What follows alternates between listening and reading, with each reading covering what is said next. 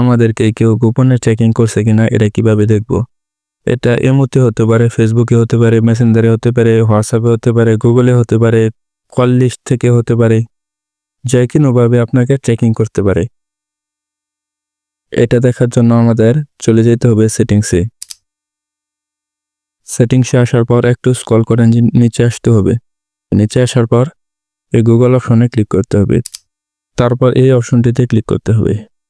তারপর স্ক্রল করে নিচে আসতে হবে। তারপর এই অপশনটিতে ক্লিক করতে হবে। এখানে দেখতে পাচ্ছি আমরা একটি অপশন হচ্ছে, এই অপশনটি যদি বন্ধ থাকে তাহলে কিন্তু আপনাদের অন করে দিতে হবে। তারপর এই অপশনটিতে ক্লিক করতে হবে।